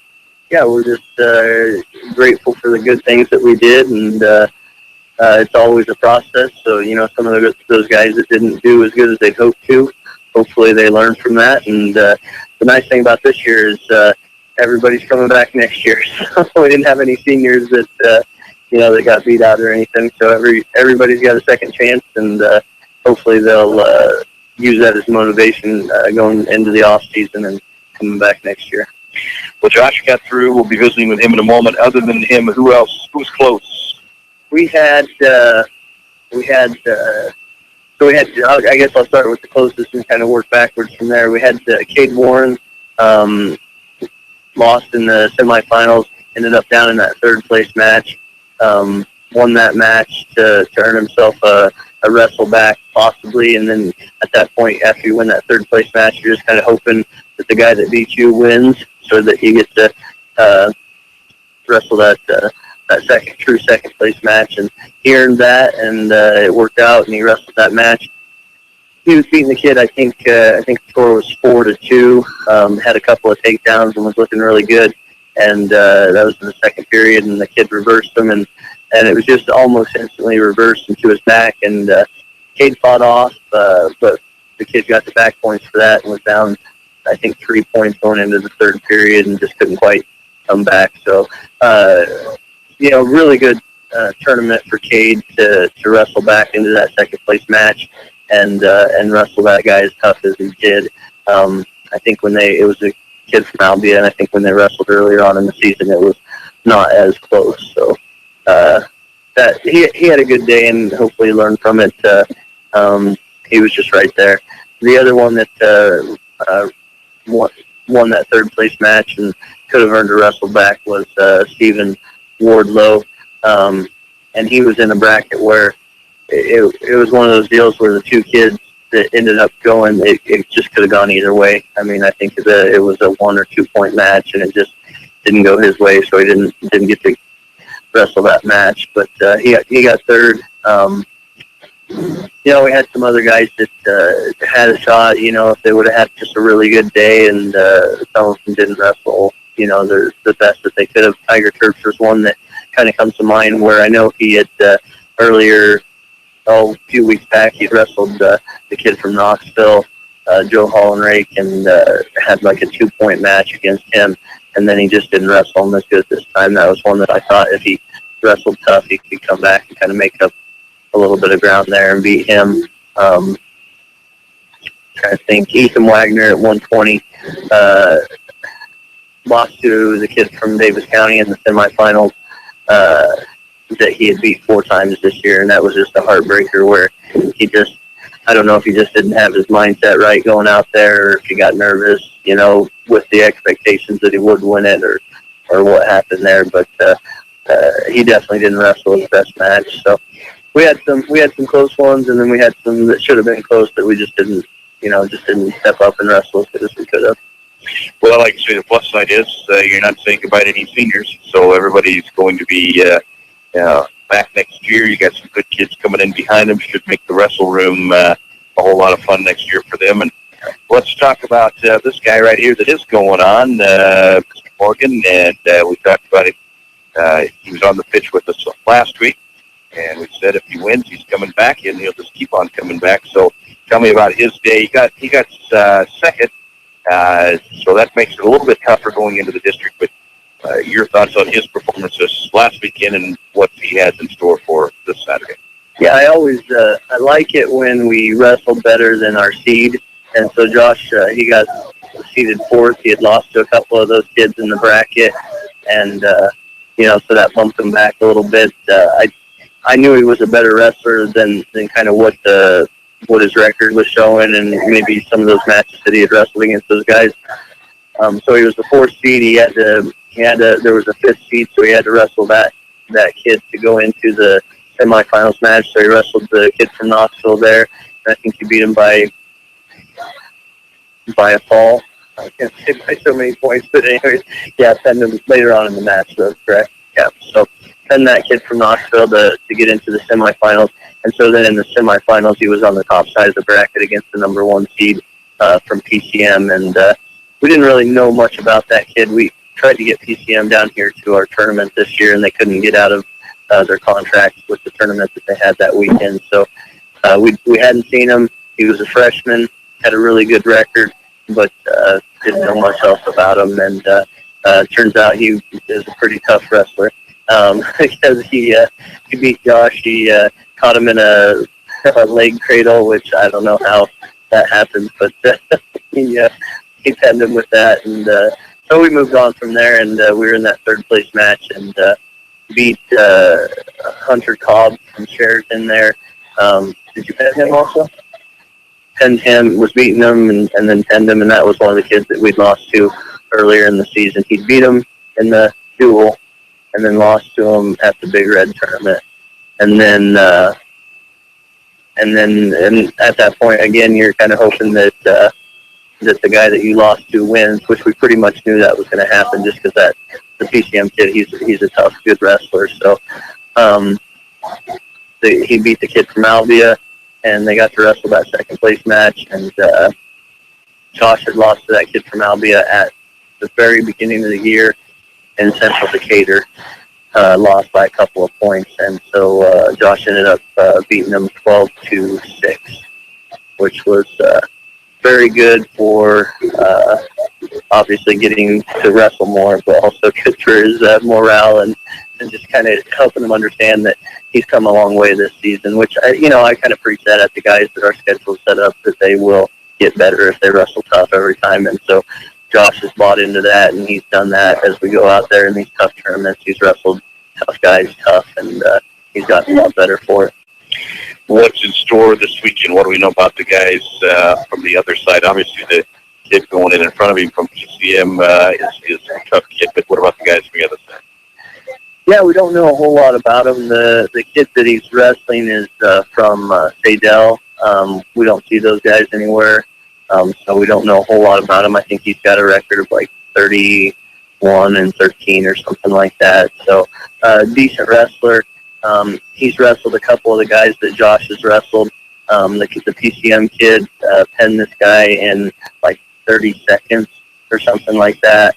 And then I know the kid from I-35, their 38-pounder Pointer, he pinned this guy in like 3 minutes, and Josh wrestled a 7-0 match against that guy. So I don't know how, I don't know how much you can read into that stuff, other than I would say that they're probably fairly evenly matched, and it's going to be whoever kind of goes out and wrestles their best match and doesn't give up in those tough positions, wrestles through and wins the scrambles.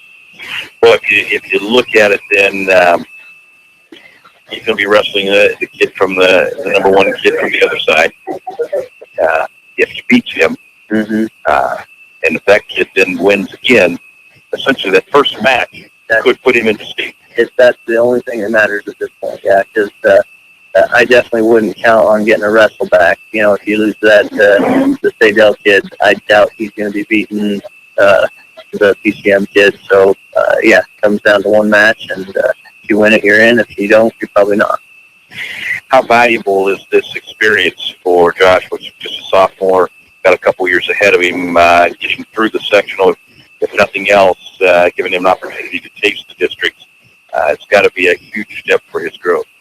Yeah, it put this year aside. If you start thinking about next year, being a district qualifier, it'll help seeding him at tournaments. He'll be seeded better, so he won't be seeded against that first seed kid, right off the bat every tournament, and so it'll help his record next year. It'll help his confidence. He was talking to me about being nervous for this or that, and next year it'll kind of be old hat to him. So next year that's great. I've been trying to get him to focus on this year and what we can do here and now. I get concerned with these guys, especially when you only got 4 years. When you start thinking about next year, when I'm an upperclassman or when I'm a senior, you got to get to districts this year. You got to get to the state tournament this year, because I guarantee when you go up there for the first time, whether you're a sophomore, junior, or senior, you're going to be nervous wrestling in front of that crowd. You got, I think it's eight mats down there on the floor, and it's just craziness. And so you got to get up there at some point, and you better do it early if you expect to do well at some point. Not that he couldn't, make a run for it this year, but it's definitely a lot tougher that first time. All right, before we shift gears and talk to Josh, talk to me about your thoughts on the possibility of not having a sectional tournament, of just skipping that round, going straight to districts. Obviously, you have some weights where there's not a whole lot of kids. Have you heard discussion of that? Where would you be as far as being in favor of just saying we're all going to districts? Yeah, the 3A schools do a district, just a district only, and they wrestle, I think it's a 16-man tournament, and the top 2 go. I think the biggest, I don't know. I don't know what the issue is and why we do it the way we do it. Seeding is definitely a lot easier when the teams we wrestle in the sectional, we've seen most of them. So you go into that seeding meeting and you already know this guy beat this guy and this guy beat this guy. So it's here's 1, 2, 3, and it just makes that part of it easy. Where if you're in a 16-man bracket and you've only seen 3 of the guys there, then you're in that seeding meeting, and if you get stuck in against the number 1 kid or in that side of the bracket, when you're only taking the top 2 guys, I think it makes it tough to get that seeded out correctly. Well, like in Josh's case, he wouldn't have had a very good seed in a 16-man tournament, and then you never know. Does he go up against that number 1 kid and get bumped out right away? So I don't know. So at this point, you would be more of a fan to stay with having the sectional round? I would rather see wrestlers get proactive and promote our sport and do a better job of getting more guys out rather than trying to adjust to not having very many kids out for it. Do you know what was the lowest number in any one weight class section? I think we had in one of those lower weights, I think there was 3 guys. So yeah, I know I've seen years where there's only been 2 guys in, so it was just like, okay, well, these 2 are going. So yeah, that's not good for the sport. But I don't know that the answer is adjusting the tournaments. I think we just got to do a better job of keeping guys healthy, making it fun for the kids, giving them a chance to be successful, and those basic things. All right, well, let's talk to this young man, Mr. Morgan, who's on his way to the district meet. So, first of all, congratulations on your advancement. How many guys were at your weight? 5. Okay. So talk to me about Saturday. You're getting ready for the meet. As you come up on it, did it feel different than other meets? Yeah, I was really nervous before my first match. It was a good thing that I got that first match, or I really would have been ready to wrestle that PCM kid. It didn't go well anyway, but... So now you head to districts, and we talked a little bit with Coach. That first match is really, if you win that, there's a solid chance that you're in. Like finals match in my life. What do you know about the kid that you're going to be wrestling? Have you anything? Just as much as Coach told you for the most part. Okay. So, Kurt, what you ate the day of, what you drank, what you wore the night before, any superstitions, anything other than coming on the pitch again? Anything else that you might do the same as you did last week to try to secure the same results? Not as last week, but I say I can't eat Subway no more because I don't wrestle well after I eat Subway for my meet. So you're out on that. All right. So let's talk about the idea of possibly being at the state tournament. Have you spend a lot of this week thinking about, man, I'm right there. I could be out there when that big booming voice says wrestlers clear the mat. Well. Yeah, one match away. I think of it. One win. Josh Morgan is a sophomore at Centerville High School. How difficult does it make it now? I talked to Quentin Castile earlier. There's 5 of his teammates going on. You're the guy. You're the lone representative from Centerville. How difficult is that now that you don't have your teammates around you? And have there been a number of them stick around in the wrestle room for you? Tiger Turf just came in with me every day. Wrestled with me. All of them came in the first day, and then we had kind of an enclosed practice the second day, and then we had a morning practice, and then we went to, day before, Bloomfield came in and wrestled with us, so it was kind of a closed practice. And this morning, Tiger came and wrestled with me at like 8 a.m., and then we went to Moravia today, so I still get a pretty good workout. All right, and we assume next week you're going to be right back on here talking about going to the state meet. That's the plan. All right, Josh, thanks so much. Congratulations. You got a whole community rooting for you. We're awful proud of you, and good luck on any other thing in your life that you might have coming up, any other fun stuff that you might have coming up. I have prom, and I was thinking of asking my girlfriend if she'd go to prom with me, so I hope she texts me, gives me an answer. Well, there you go. Right here, our first ever recording on the Pitch Sports Show, so let's hope it works. Good luck to you. All right. Good luck. And everything. Good luck. I don't know what's more important, getting her to say yes or get to see. Let's hope it's a 2 for 2. That's right. All right, we'll take a break, and we will come back right after this on Hy-Vee's The Pitch. Actually, before we do that break, where Coach White is going to do something that he normally dodges, and that is the Hall of Fame Challenge. But with Josh Bryce not here tonight, we can't just have it Kobach versus Coach White. And with Josh, you might as well stick around, and we'll let you play along as well. See how you do. We have had students win before. Caleb Cochran won one time before. Coach Kovakovich will grab a pencil here for Mr. Morgan, and we'll see how he does in the Hall of Fame Challenge. I would say that you guys are all probably aware that there was a big football game this past weekend called the Super Bowl. Was that this past weekend? Yeah, it was ages ago. So we're going to have a little bit of a Super Bowl trivia before we officially move on here to our next subject matter. Here's the question. Who holds the record for scoring the most touchdowns in a Super Bowl? In Super Bowls. Not in one game, but career. Who has the most career Super Bowl touchdowns? Are you passes or just touchdowns? Scoring the touchdown. So if you do the pass, that would be throwing. I'm talking actually getting the touchdown, whether it be a running back, receiver, or a quarterback that ran it in. Who has scored the most touchdowns in Super Bowl history? It's the Power Insurance Hall of Fame Challenge, brought to you by Power Insurance of Moravia. Call 724-9000.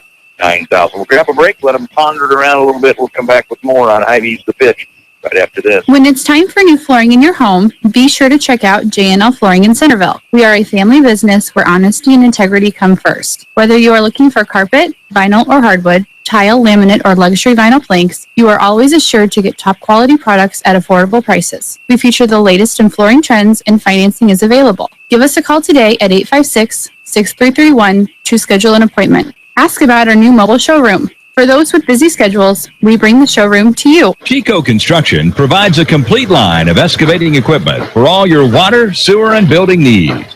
Whether it be residential, commercial, or agricultural, Chico Construction can help. Serving Centerville and Southern Iowa for more than 40 years. Call Dave McCann at Chico Construction, 895-1980.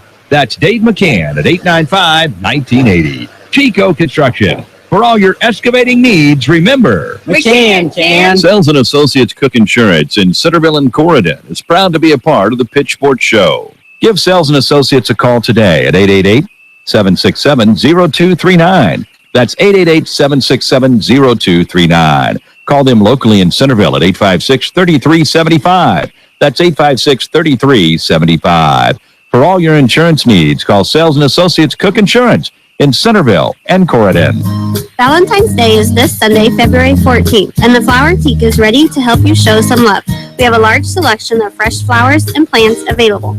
Whether she likes roses, carnations, or a mixture of flowers, our friendly staff is ready to assist you. Don't want flowers? We carry candy bouquets, green and blooming plants, candles, stuffed bears, and many other unique gift items. It's not too late to order for pickup or delivery, so call the Flower Teak at 437-4131 or stop in and see us on the east side of the Centerville Square. That's Flower Teak, 437-4131.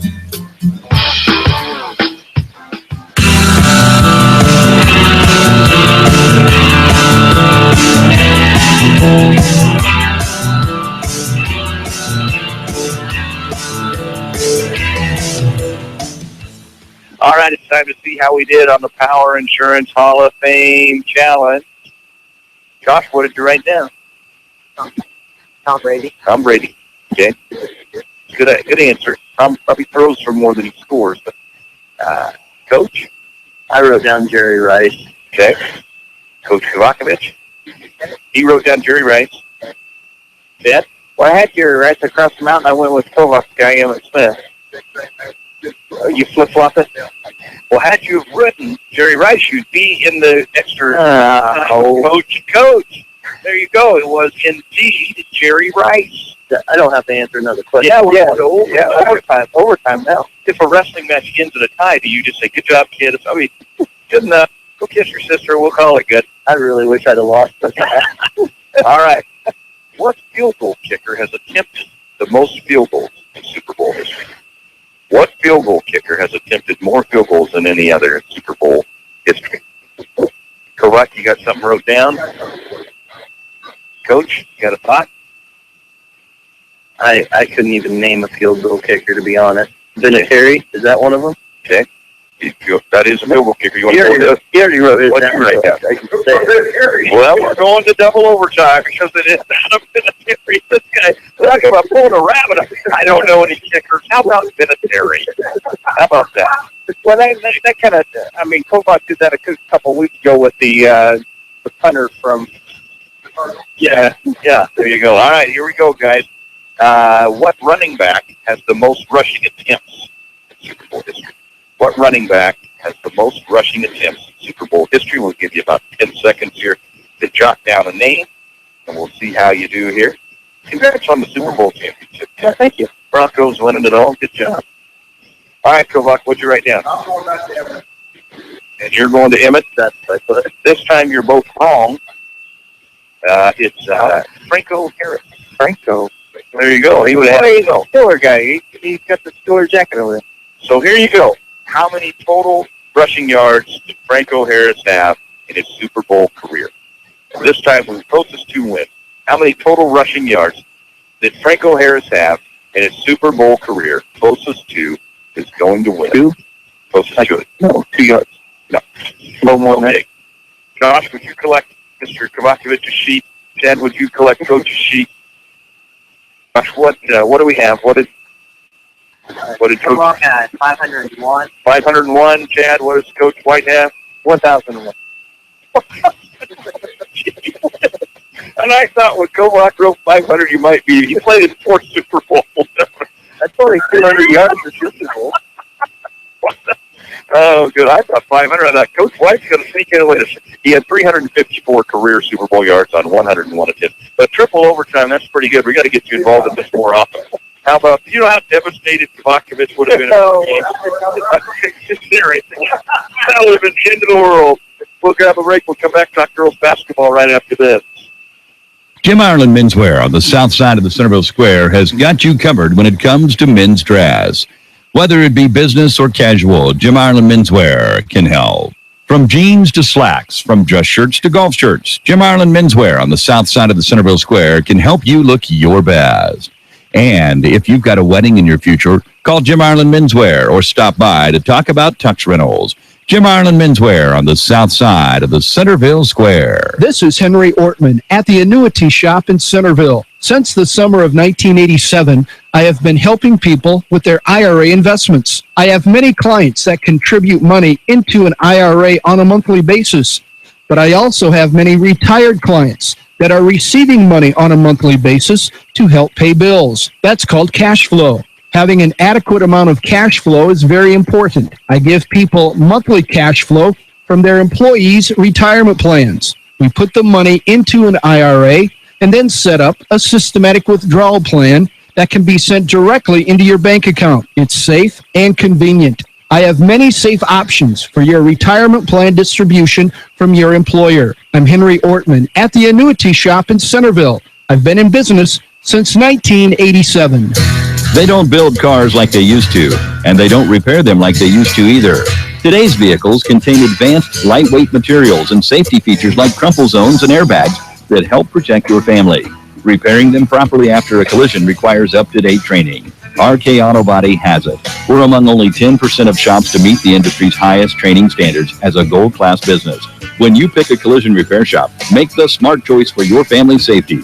Choose gold-class trained repair professionals. Choose RK Auto Body. RK Auto Body is located at 21317 Highway J46 Centerville, or call them at 641-856-2500. Founded in 1864, the Daily Iowegian is one of the oldest businesses in Centerville. Keep up on local news, sports, and all community events by reading the Daily Iowegian. You'll also find them online at dailyiwegian.com. That's dailyiwegian.com, where you'll find the latest in local news and much more. Subscribe today by calling 856-6336. That's 856-6336. The Daily Iowegian, the newspaper that cares about Appalachia County. You're listening to The Pitch on KCOG Centerville. Time to talk Redette basketball with Coach Matt Kovacevic. The Redette's coming off a win last night against Cardinal Belden. Where do we sit now record-wise, Coach? 10-9. 10-9. Hey, couldn't tell me what our conference record is. All I know is tomorrow is a big game in the conference. I don't know what our actual. I think it's 5-6. I believe our conference record is 10-9 overall, 5-6 in the conference. But don't ask him. So if you win tomorrow night, yes, you secure a winning season. that is very true. Regardless of what happens. Regardless of what happens Saturday evening, if we win tomorrow night, we are over 500 for the year. Yes. How does that make you feel, Coach? Very, very proud. I'm very proud of the girls' efforts and their attitudes. And this year is going to go down, maybe hopefully, as one of my most gratifying jobs or seasons as a coach for a long time. It means a lot. I think at least the girls and I talked a little bit about it tonight about what it means to win tomorrow night, and it's very, very be very gratifying. We'll be very grateful if we can get this win tomorrow night and end this season with double digit. We already reached that goal. Finish top half of the conference. We would with a win tomorrow, we would have reached that, and we've already reached the goal of hosting Saturday night. So we would have met several of the goals that we set out to do early in the season. So it'd be a very grateful win for us as a program. I kind of told them you hate to put out a program changing game tomorrow night, but it's, to me, it it says we've done it the right way, we're doing it the right way, and getting this program into being a winning program, a team that can go 500 or above every single year. So that's what tomorrow brings. You lost the Des Moines North game to that. What do we say? How are they? I mean, in the past they haven't been that strong on us. They've won one game in 4 years, Russ. So that really wanted to go, blizzard or not, hurricane, tornado. Really wanted to get on that bus Monday night, to be honest with you, Russ. But you could have halfway there to get a win. I told the girls we would have walked if we could have won. But that is what it is. The weather, Mother Nature took it away from us. So it's no big deal. Why wouldn't Mother Nature? Why wouldn't it? Why wouldn't you have school all day and not be able to play a game that night? So, goodness. All right. So, big one tomorrow night, obviously, with Albion. They got you up there. Your thoughts on the mindset of these girls? Are they hungry? Are they ready for this one? I think they are, Russ. I really, really do. I think we had a great practice. We had a great discussion after last night's game, getting that 10th win and knowing what was in front of us here tomorrow night, and practicing tonight on what needs to be done for us to be successful and get a W tomorrow. And talking about what's in front of us. It's kind of, I was thinking today, it's kind of like the perfect storm. You've got all these things out in front of us that we can get the winning season. You can be top half of the conference, and then you think about it and you go through all those different kind of things and all of our goals, and it's the blue team. I mean, it's a rivalry game. It's the team that we don't really care for.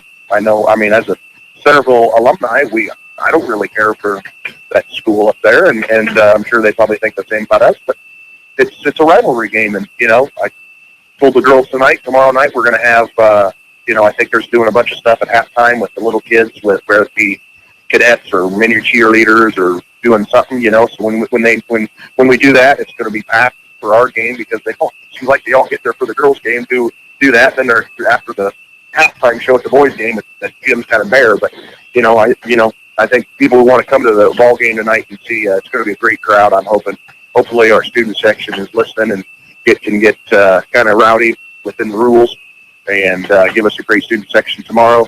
And it's just going to be, hopefully it's a great environment. And at the end of the day, hopefully we come out, score more points than they did. But you've got some seniors, no doubt about that. So you've got some leadership there. When you look at them, this big game tomorrow night, and you got the Saturday night, when you look at a Taylor Lawson and you look at an Alyssa Barker and a Katie Sharp and Emily Kaler. Yep. I mean, experience shouldn't be a problem.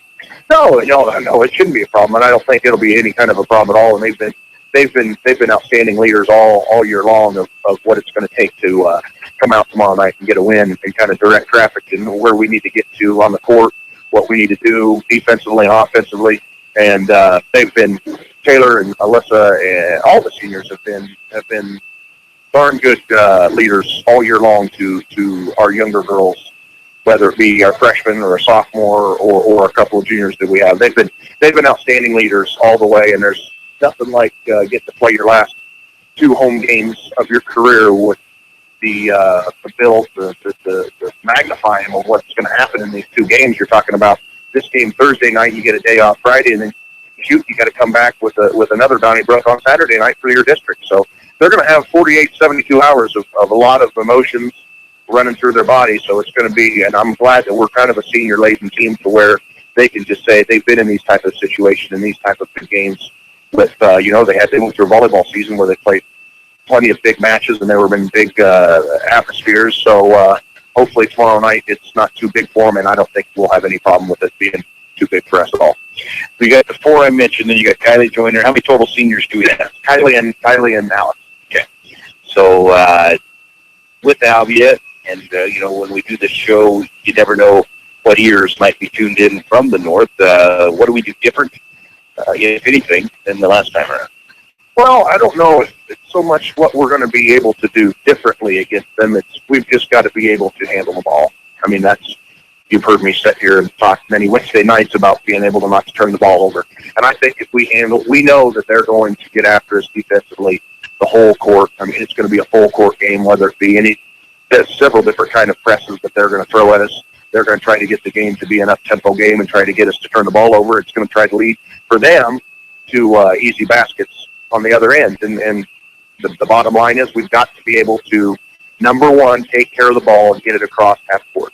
We're fairly confident of once we get it across half court, we settle down, get into our offense, that we can score against them in our half court. We scored in 3 years of basketball, our highest scoring games have been the 60 against Albia early in the season, and last year we were in the 50s against them. So we're comfortable getting the ball inside, making a couple shots, and that brings me to the next point, and another important point is when we played them up there, we made big shots from the outside. Emily Mormon was huge in the game up there, scoring 14 points, and kind of unexpectedly put them on their heels a little bit with her ability to shoot the ball from the perimeter. So hopefully we can find Emily or another girl to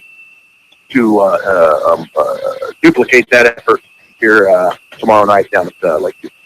And as I recall, both Emily and Katie Sharp both fouled out like halfway through the third quarter up there. So that's another big thing. If we can keep those girls on the court, the whole game. Foul trouble will be huge tomorrow. If any one of our girls can is in foul trouble early in that first half with two or the dreaded third foul in the first half, that's gonna be we need all hands on deck tomorrow night. And the good thing is, I think at the wings and at the guard plays, we've got two freshmen that played outstanding last night in Chastity, Cowan, and Brindley. So that gives us a little bit more depth that we could be looking at out from the perimeter.